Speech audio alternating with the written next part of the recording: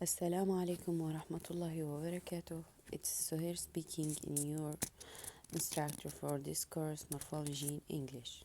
Good luck in this course.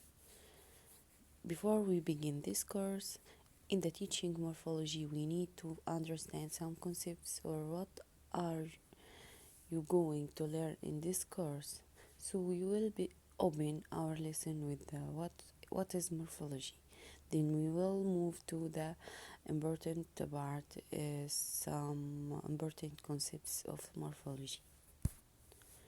What is morphology? Morphology is that branch of linguistics which deal with words, their internal structure and how they are formed. Usually, words are the groups of letters which are joined together to produce meaning, and so these are considered as the meaningful units of a language.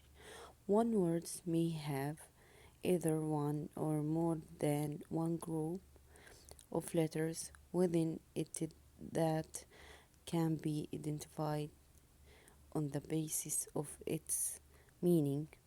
For example, the word wise has only one group of letters that gives one meaning, whereas the words unwise has two groups of letters, un and wise, and it gives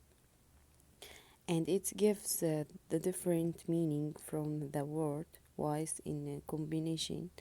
These two groups of letters are distinguished on the basis of meaning that they produce in the internal constitution of the word unwise. It shows that a word has one or more than one meaningful unit inside it that produces the meaning. In English, there are words like law, lawful, lawfulness, unlawfulness, lawfully, etc., which have been derived from the source word law. Hence, morphology deals with each meaningful unit of word. Some concepts of morphology. Number one, morpheme. It's the smallest grammatical meaningful unit of a language. It's that linguistic unit which exists either as a word or constituent of a word. Look at these words and their constituents. Some examples about morpheme. Possible, no constituent. Impossible, voice, truthfulness, unfaithfulness. Here all constituents are morphemes, as all of these affects the meaning of the word involve some way or other. In some cases, the grammatical class of the word changes, and in the others, the meaning changes to a certain extent after addition of morphemes. In some words, it changes the number or the gender as well.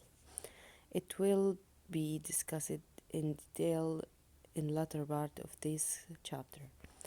Conventionally, morphemes are placed under the brackets like two brackets. More examples of morpheme. The first words have one morphemes and two morphemes, three morphemes, and four morphemes, more than four morphemes. Morph. Number two, morph. It's a orthographic writing form realization of morpheme. Further, it's a physically identifiable morpheme. All the words that have one morpheme have essentially one morph. There are words like wind, talk, etc., which have two morphemes but one morph, as two morphemes of these words are focused into one in such a way that they cannot be physically identified. Look at these words. Went have two morph, go and past morpheme. Talk, take, and past morpheme. We see that the past morpheme ed of went and talk are not visible or identifiable, unlike the past morpheme ed of like. Therefore, the word like it has two morphemes and two morph, but the word went and took have two morphemes and one morph each. There are words there are words like cheap, dear, etc., which don't have plural forms. In such cases, the plural forms are represented through zero morph.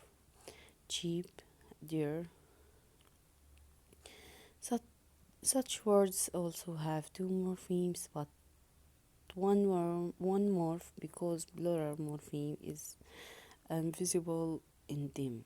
On this basis, we can say that all morphs are morphemes, but not all morphemes are morph. That's all for today. If you have any question, you can message me. See you next week. Goodbye.